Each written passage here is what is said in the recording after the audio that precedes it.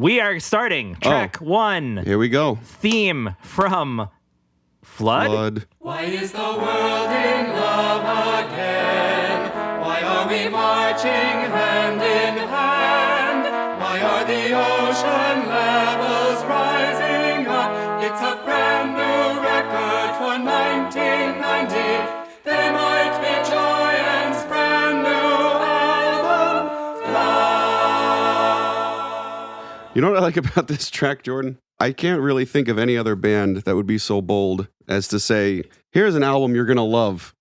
Yeah, that's funny. Like right away. It's bold, it's beautiful. It's really leading the album into saying, like, you have to fall in love with this. This is a big, beautiful track. BBT.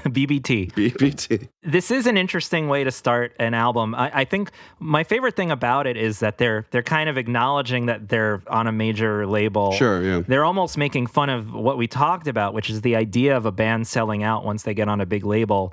The idea that they're making such a huge hype about this album that is now being released is sort of them doing a little elbow in the ribs, a little tongues in the cheeks, a little sticks. Keep going. Sticks up the butts. No, that's when you don't like something. Yeah. So yeah, they're having fun with the idea that we are enjoying this album. The other thing that we like very much is and we play it incessantly, is the introduction, which is a novelty. We enjoy playing it before every track. I can't think of any other album that's actually got a sort of introductory fanfare like that. Sgt. Pepper's Lonely Hearts Club Band. That's what comes to mind. Yeah. But it's pretty rare, isn't it? Yeah, well, I guess it's been a few years since that. So. 67, isn't it? Yeah. 67 years today. Sgt. Pepper's taught the band to play. That's right. What brought that about, the introduction bit? Well, I guess part of it was that we'd just been signed to a major label, so we thought it was appropriate for us to declare that we were the ones presenting ourselves, as opposed to, in other words, there was this fear, I think, that we could be perceived as having our packaging taken away from us, So this was a way of saying, here we are, I'd like you to meet me, right, in our official hype machine, right.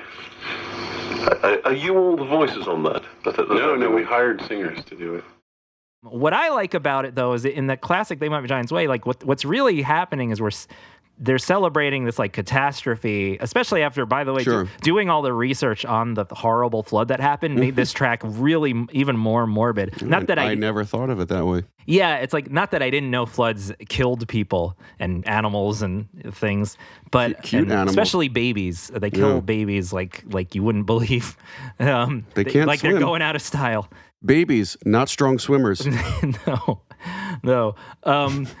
But the idea is just it's like this celebratory, exuberant thing saying the ocean levels are rising up. I mean, this is like everyone's, like I've had nightmares. I've had like apocalyptic nightmares about stuff like this. And the idea that we're all celebrating it and we're all rejoicing in it, almost in like a religious sense, right? It's exactly biblical. This is like a kind of like a church choir song. Exactly. So I wanted to talk about the vocals. So it's funny because I've always, in my like mind's ear, is that a thing? I always hear it as this massive choir, but it's just two people. And if you really listen, it really is just the two people. Now, who are these people singing here? Just some professional type singers. Some of them are you, right? No, they're professional singers who know how to read music. Like jingle type singers. No. Kind of. Well, they do all sorts of things. Marion Beckenstein, and Joel Siegel. Swell people too. And Rick McRae playing trombones. And let's go into those two people a little bit. That sounded kind of gross. It's one of them is a singer. Well, you said a little bit. Yeah. We're not going into them too deep. Exactly. Singer Marion Beckenstein, and she is a singer. And here is a clip of her outside of theme from Flood. Oh.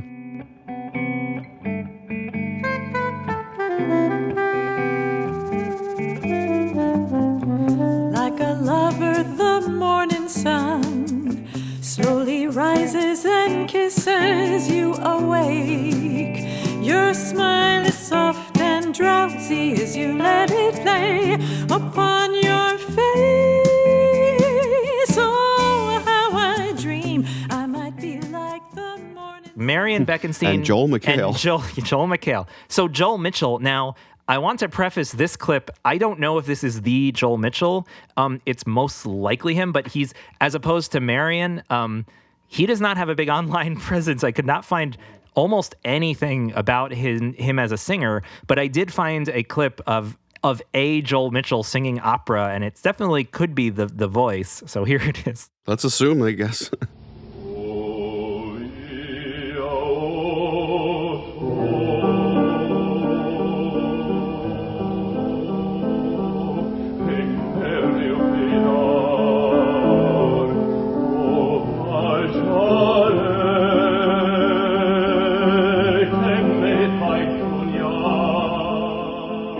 Do you think that's the guy, Dave? Probably.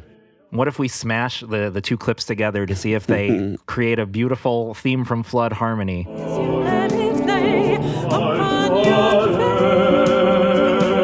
our dream, and like the morning sun. So we've got those two singers, and then there's just a trombone. I've always imagined this as this like huge orchestra and a choir. Yeah. And when my memories of hearing it, but then when you listen, it's actually like weirdly stripped down. I think it's just drenched in like a giant reverb or something. Maybe that's that production we've been talking about. Things just sound bigger.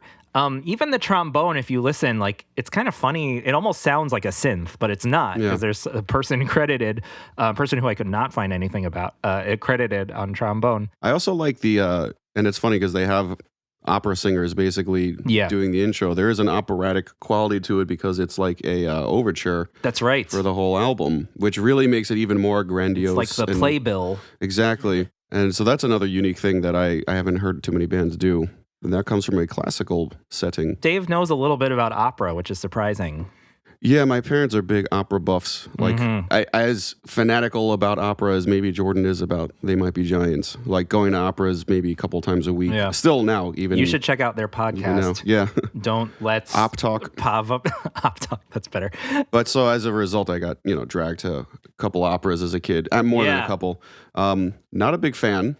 Yeah. How were those experiences coming to the opera? Well, let's see. I went to one. For an 8 or 9-year-old to sit through a 3-hour thing? Yeah. Fantastic. Yeah. You should have just been like, when's Frankenstein come out or something? I don't know. That's what Jordan thinks I was as a kid. Yeah. I love Frankenstein, and that's it. But anyway, so when you'd be sitting down waiting for the opera to start, the orchestra would play the overture, which was an example of what was to come. So that's kind of what this reminds me of. It's kind of cool. The lyric, "Why are we marching hand in hand?" That's an image where you could really look at it in a positive or negative way. Kind of like a brainwashed thing. Yeah, and I also like the "Why are we marching?" Like the song, like they're not telling you that Flood is great. They're agreeing with you that you already think Flood is great. Yeah. Do you see what I'm saying? Sure, yeah. It's a weird confidence. Yeah. It's kind of a mind fuck to put you in a sort of state of mind for the album. Yeah, I agree. Which I like. With this album, like being hyped by themselves is so great. Like one thing I wanted to ask you, like, do you think Flood is popular? Why do you think it's popular? I'll just say that. I'd say because of the few main singles that were released from it.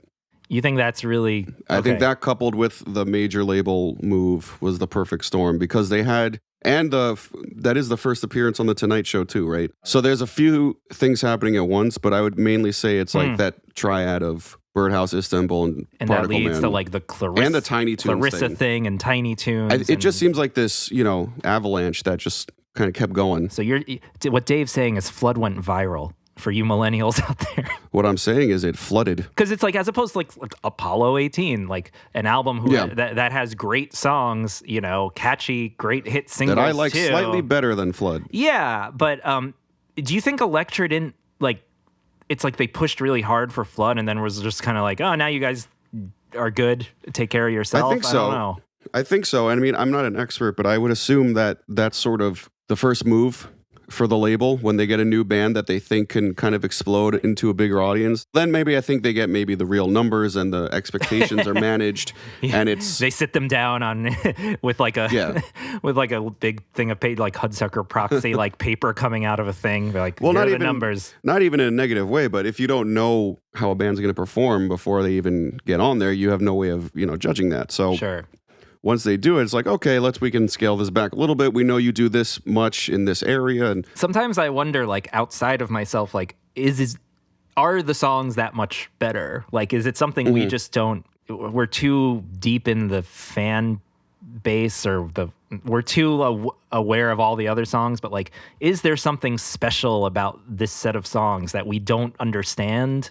I don't know, because I think that's a problem that many bands and many fandoms run into, because think about any popular song from any band that just the layman would like. Yeah. You know, like we talked about Enter Sandman. That's like my least favorite Metallica song. 'Cause really? I know what they Least? can do. Probably one of my least. Wow. I think it's a little silly. Oh, okay. And I've heard it way too many times to really ever need to hear it again. Yeah, I don't know. I think it's probably impossible for, people like us to get outside of ourselves and really listen with a fresh ear. Yeah. But I would venture to guess that, like, yeah, Birdhouse for sure is a pretty damn great song. There is, I do say there is something special about the album. I just think there's something special about most of their albums. Yeah. I also want to say, for Theme from Flood, I'm pretty sure Linnell has discussed it, and I'm pretty sure he wrote it, and I always think it's interesting. Songs That's true, because none of them sing on it. So yeah, Linnell in this Rolling Stone interview said that they thought it'd be appropriate to inaugurate their major label debut by having the listener pass through a ceremonial archway. Mm-hmm. So I love that, and that sounds like that. Well, that articulated what I was trying to say much better. There you go.